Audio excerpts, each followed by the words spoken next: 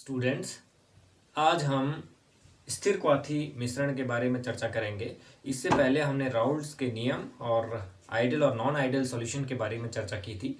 तो आइए चलते हैं स्थिर क्वाथी मिश्रण क्या होते हैं, या एजियोट्रॉप्स या एजियोट्रॉपिक मिक्सचर या एजियोट्रॉपिक सॉल्यूशन क्या होते हैं, इन पर आज हमको चर्चा करनी है।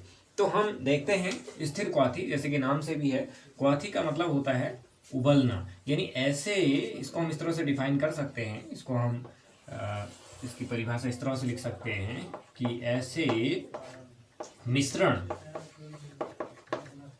जो एक निश्चित ताप पर उबलते हैं, निश्चित ताप पर उबलते हैं, स्थिर क्वाथी मिश्रण कहलाते हैं। स्थिर क्वाथी मिश्रण कहलाते हैं या एजियोट्रॉप कहलाते हैं।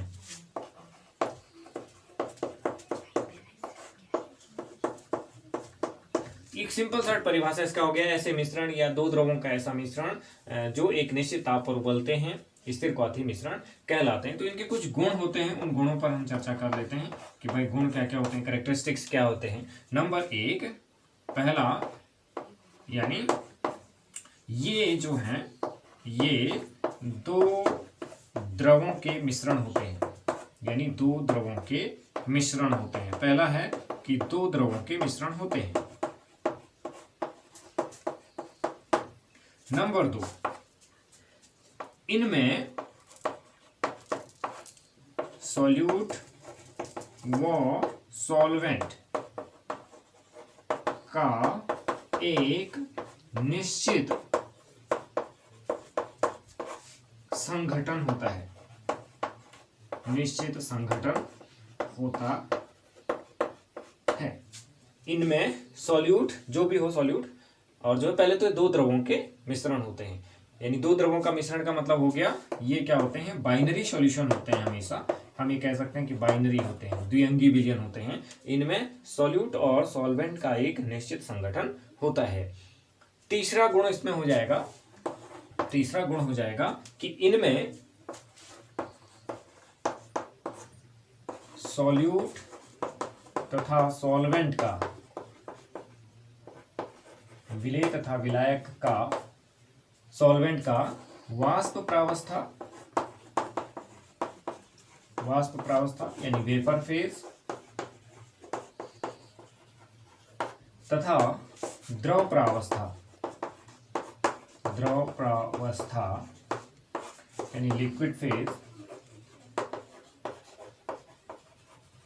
में संघटन समान होता है, संघटन समान होता है। इसको हम इस तरह समझ सकते हैं, मान लीजिए हमारे पास ए और बी कोई दो द्रव हैं जिनको मिला करके हमने स्थिर क्वाथी मिश्रण तैयार किया है। तो इसमें हम क्या कहेंगे कि इस तरह से हम लिख सकते हैं काई ए, मान लीजिए ये लिक्विड में है, chi A liquid phase is equal to chi A vapour phase.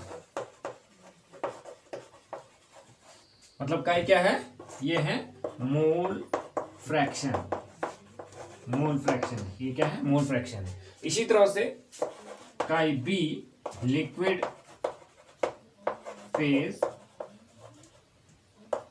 Equal to chi B vapour phase कह सकते हैं, वेपर फेज वाष्प प्रावस्था, और ये दोनों जो है बराबर होंगे। अर्थात मतलब जो हमारा ए कंपोनेंट है उसका लिक्विड फेज में मोल अंश और उसके वेपर फेज में मोल अंश बराबर होंगे। उसी तरह से जो बी कंपोनेंट है उसके लिक्विड फेज में जो मोल अंश हैं और उसके जो वेपर फेज में जो मोल अंश हैं वो दोनों जो है बराबर हो जाएंगे।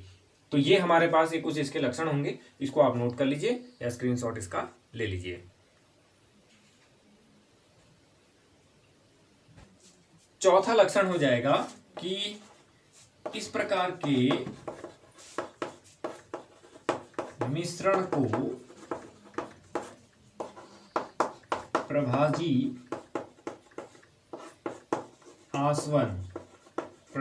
आसवन द्वारा पृथक नहीं किया जा सकता, पृथक नहीं किया जा सकता है, प्रभाजी आसवन द्वारा पृथक नहीं किया जा सकता। इनको जो है प्रभाजी आसवन यानी फ्रैक्शनल डिस्टिलेशन इसको कहते हैं हम, फ्रैक्शनल डिस्टिलेशन। फ्रैक्शनल डिस्टिलेशन से हम इसको अलग नहीं कर सकते, फ्रैक्शनल डिस्टिलेशन से इसको हम अलग नहीं कर सकते। यानी क्यों अलग नहीं कर सकते? इसलिए अलग नहीं कर सकते क्योंकि लिक्विड फेज में ये मोल अंश जो है, वेपर फेज में मोल अंश जो है, ये इनके बराबर होते हैं, इनका संगठन मतलब चेंज नहीं होता है। या आप ये कह सकते हैं कि जो इनके सॉल्यूट और सॉल्वेंट हैं उनके संगठन जो हैं लिक्विड और वेपर फेज में नहीं बदलते हैं या बराबर होते हैं। तो इस तरीके से हम इनको प्रभाजी आसवन के द्वारा अलग नहीं कर सकते। तो इसको भी नोट करिए, फिर हम आगे इसके प्रकारों के बारे में चर्चा करते हैं। ये दो प्रकार के होते हैं, यानी इनके जो प्रकार हैं दो प्रकार के होते हैं, यानी दो प्रकार इनके हैं। पहला प्रकार हम लिखते हैं, इसको कह सकते हैं हम निम्न स्थिर क्वाथी विलयन मिश्रण, ऐसा हम इसको लिख सकते हैं, निम्न स्थिर क्वाथी मिश्रण लिख सकते हैं। और दूसरा हमारा होता है उच्च स्थिर क्वाथी मिश्रण, ऐसा हम इसको लिख सकते हैं। इसको लिखते हैं minimum boiling azeotrope, minimum boiling azeotropes, और इसको बोल तो सकते हैं हम मैक्सिमम बॉइलिंग एजियोट्रॉप्स। ये हो गया हमारे पास, दो प्रकार इनके हो गए, ये दो प्रकार हमारे पास इनके हो गए। ठीक है, तो इसमें जो है निम्न स्थिर क्वाथी में क्या होता है कि जैसे इसका पहले हम एक एग्जांपल ले लेते हैं। इसका एक एग्जांपल है मेरे पास, जैसे कि ये है C2H5OH प्लस H2O। इसका 95% होना चाहिए और इसका जो है 5% होना चाहिए। जैसे हमने जो है दूसरा बिंदु लिखा था कि इनमें जो संगठन जो होता है एक निश्चित होता है सॉल्यूट और सॉल्वेंट का। यहाँ पर आपको दिखाई दे रहा है बाय वॉल्यूम है, ये VV है, बाय वॉल्यूम है। इसमें आपको दिखाई दे रहा है ये 95% है आपका और ये 5% है। ये 95% है, 5%, यानी ये इसमें सॉल्यूट का काम कर रहा है, ये इसमें सॉल्वेंट का काम करेगा। तो ये जो है हमारा एक एजियोट्रॉपिक मिश्रण है। अब इसको हम समझ लेते हैं, यानी इसका जो बॉइलिंग पॉइंट होता है, यानी इसका जो बॉइलिंग पॉइंट होता है, इसका बॉइलिंग पॉइंट होता है 78.4 डिग्री सेल्सियस एथेनॉल का, और वाटर का आपको मालूम है कितना होता है 100 डिग्री सेल्सियस होता है। यानी जब इस कंपोजिशन में इनको मिलाया जाता है, जब ये कंपोजिशन में इनको मिलाया जाता है, तब जो मिश्रण जो होता है, यानी जो बॉइलिंग पॉइंट होता है किसका, मिश्रण का, उस मिश्रण का बॉइलिंग पॉइंट होता है 78.1 डिग्री सेल्सियस। यानी यहां पर क्या हुआ, इससे नीचे आ गया, यानी इन दोनों द्रवों को मिलाने पर हमारा जो बॉइलिंग पॉइंट है वो घट गया। मतलब निम्न का मतलब वही है, बॉइलिंग पॉइंट यहाँ पे घट गया। अब ये बॉइलिंग पॉइंट यहाँ पर क्यों घटा, इस पर हम अभी चर्चा करेंगे क्यों घटा, है ना। तो ये हमारे पास जो है इस तरीके से इसका एग्जांपल हम लेते हैं कि भाई देखेंगे 78.4 डिग्री सेल्सियस है, 100 डिग्री सेल्सियस है, और ये है। अब ये जो है हमारे पास, इसको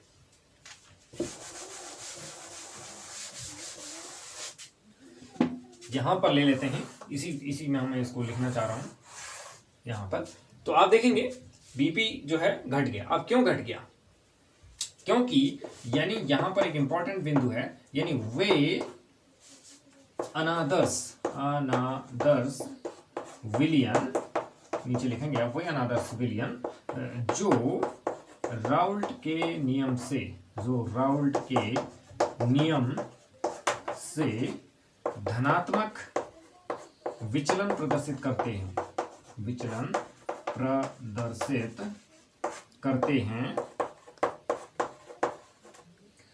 निम्न स्थिर क्वाथी मिश्रण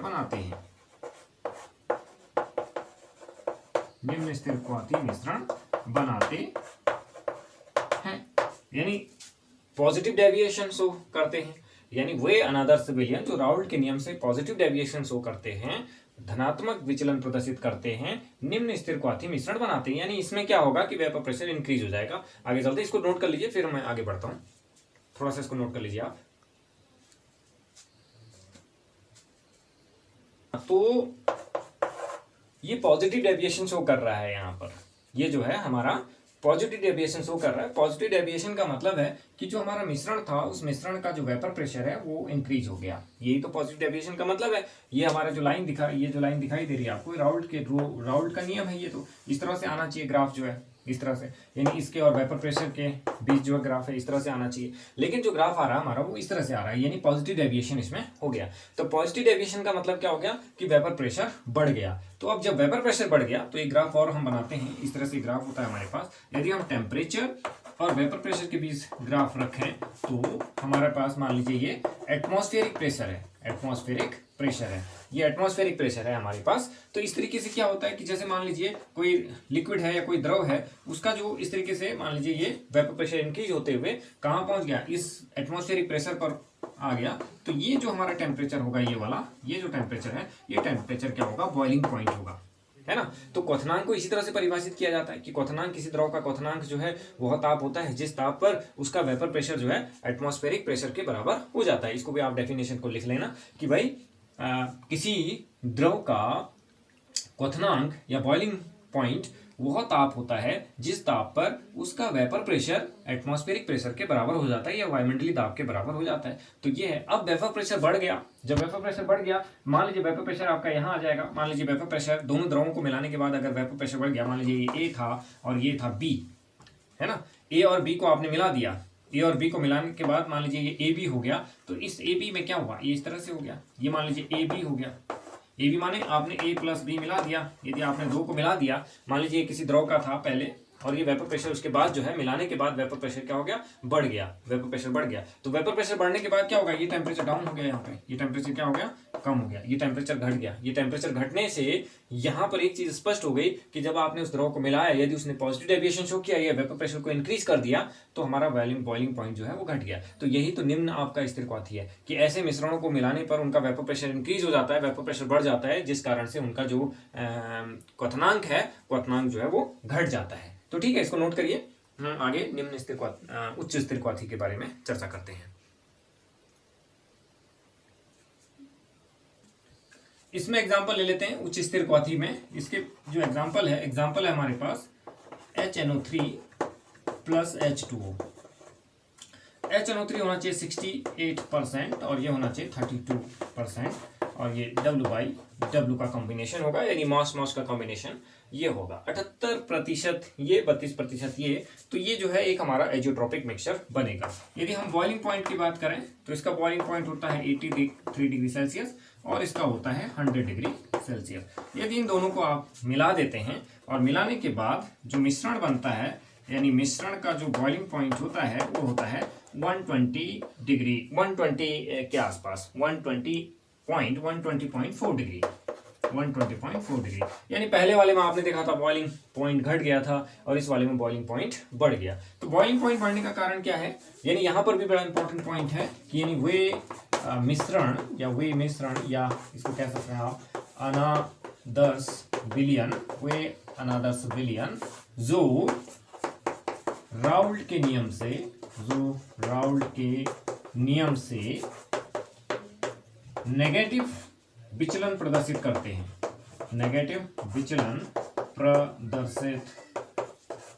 हैं,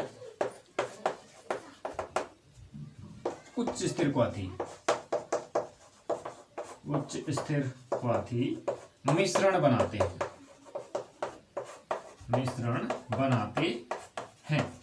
उच्च स्थिरक्वाथी मिश्रण बनाते हैं। तो ये इंपॉर्टेंट पॉइंट था। पहले वाला जो है आपका पॉजिटिव डेविएशन शो कर रहा था, ये नेगेटिव डेविएशन शो कर रहा है। यदि हम एक ग्राफ खींचे, जैसे कि हमने नेगेटिव डेविएशन का एक ग्राफ अगर मैं बनाऊं, तो मान लीजिए इकाई A, यहाँ पे इकाई B 1, यहाँ पे 0, यहाँ पे इकाई A = 0। इस तरह से अगर आप एक ग्राफ खींचते, मान लीजिए सिंपली मैं ग्राफ खींच रहा हूँ, आपने खींच रखा पहले, तो इस तरीके से बनता है ग्राफ। और इसमें क्या होता है कि वेपर प्रेशर जो है सारे के सारे वेपर प्रेशर इसमें घट जाते हैं। इस तरह से नीचे की तरफ को ग्राफ आता है, ये आपने देखा होगा। तो ये जो हमारा ग्राफ होता है ये होता है PA + PB, यानी इसमें जो वेपर प्रेशर है, ये वेपर प्रेशर और मूल अंश के बीच में है, तो इसमें जो वेपर प्रेशर है वो डाउन हो गया, यहाँ पे क्या हो गया, जो वेपर प्रेशर था वो घट गया। जब वेपर प्रेशर घट गया तो हमारा जो हो जाएगा बॉइलिंग पॉइंट बढ़ जाएगा। इसको अभी देख लेते हैं। तो इसको नोट कर लीजिए, इसको आप अच्छी तरह से बना लेंगे। आपने नेगेटिव डेविएशन का ग्राफ पहले बनाया है, उसी ग्राफ को आप यहाँ पर बना करके शो कर सकते हैं।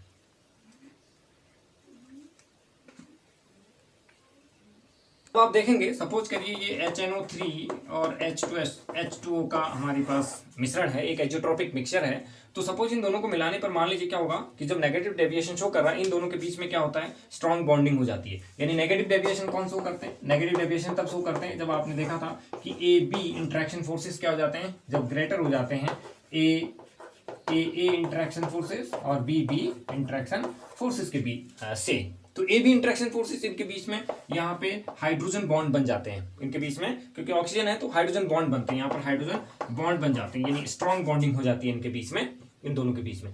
तो जिससे क्या होता है कि वेपर प्रेशर डाउन हो जाता है। तो सपोज करो मान लीजिए हम प्योर HNO3 का वेपर प्रेशर यहाँ पे था या वाटर का यहाँ पे था, है ना। तो इस तरीके से जब हम इन दोनों को मिलाते हैं तो वेपर प्रेशर डाउन होकर के यहाँ आ जाता है। तो ये इस तरह से चले जाता है। ये मान लीजिए सपोज करिए ये आपका वाटर का था, H2O का था, मैं H2 का एग्जाम्पल ले रहा हूँ, H2O का था। तो ये मान लीजिए यहाँ पे आ गया आपका, ये 100 डिग्री सेल्सियस था, ठीक है। अब ये हमारे पास क्या था, मान लीजिए HNO3 प्लस H2O का एक निश्चित मिश्रण हमने बनाया था। वो क्या था, वो मिश्रण था हमारे पास क्या था 68% HNO3 था और 32% उसमें क्या था, वाटर था। यानी ये वाला मिश्रण अगर हमने रखा तो इसका वेपर प्रेशर डाउन हो गया। अब जब ये इसको उबलने के लिए क्या होगा, यानी इसका उबलने के लिए इसके वेपर प्रेशर को बढ़ना होगा, और वेपर प्रेशर बढ़ने के साथ हमको ज्यादा तापमान की जरूरत पड़ेगी। तो ये तापमान हो गया आपका 120.4 डिग्री सेल्सियस, 120.4 डिग्री सेल्सियस। तो ये इस तरीके से हमारे पास जो है ये आ गया, तो इंक्रीज हो गया, यानी वेपर प्रेशर डाउन हुआ। यानी इस कारण से जो सॉल्यूशन था, जो हमारे पास जो सॉल्यूशन था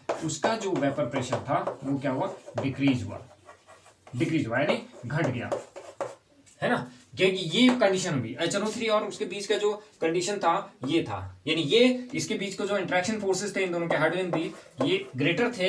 यानी हमारे पास H2O और H2O के बीच में लगने वाले फोर्सेस और हमारे पास HNO3 और HNO3 के बीच में लगने वाले फोर्सेस से ये ज्यादा स्ट्रॉन्ग था। तो इसके स्ट्रॉन्ग होने की वजह से हमारा वेपर प्रेशर डाउन हो गया, कम, वहां पे जो भाप है वो कम बनी, है ना। भाप कम बनने से क्या हुआ कि जो वेपर प्रेशर है वो नीचे आ गया। और आपको वेपर प्रेशर को बढ़ाना पड़ेगा, जब किसी द्रव को आपको उबालना होगा तो वेपर प्रेशर को बढ़ाना पड़ेगा। और वेपर प्रेशर को कितना करना पड़ेगा, हमारे वायुमंडलीय दाब के बराबर करना पड़ेगा। जब वायुमंडलीय दाब के बराबर उसको आप करेंगे तो उसी तापमान पर वो हमारा जो द्रव है, द्रवों का जो मिश्रण है वो उबलेगा। तो वो निश्चित तापमान होगा इन दोनों का। अगर हम इसके हिसाब से मिलाएं तो ये जो इन दोनों को मिलाने पर वो 120 डिग्री सेल्सियस पर उबलेगा, ना तो 100 डिग्री सेल्सियस पर और ना ही 83 डिग्री सेल्सियस पर। तो ये था हमारे पास इसका जो है। इसके बाद एक क्वेश्चन ले लेते हैं, इसमें मैं 2 क्वेश्चन आपको दे देता हूं, उनको आप अपनी कॉपी में लिख लेंगे, है ना। तो ये आपका काम है, वे विलियम जो राउल्ट के नियम से नेगेटिव विचलन प्रदर्शित करते हैं, किस प्रकार का स्थिरक्वाथी मिश्रण बनाते हैं, इसका आंसर लिखना है। और एक न्यूमेरिकल है 95% VYV देखना है। VYV एथेनॉल के जलीय मिश्रण की मोलरता तथा मूल अंश ज्ञात कीजिए। थोड़ा प्रैक्टिस कीजिए इस पर, इन दोनों क्वेश्चंस को आप करिए और हमें बताइए। तो आज के लिए इतना ही, फिर आगे वाले वीडियो में हम आपको क्वालिटेटिव प्रॉपर्टीज के बारे में पढ़ाएंगे। Thank you.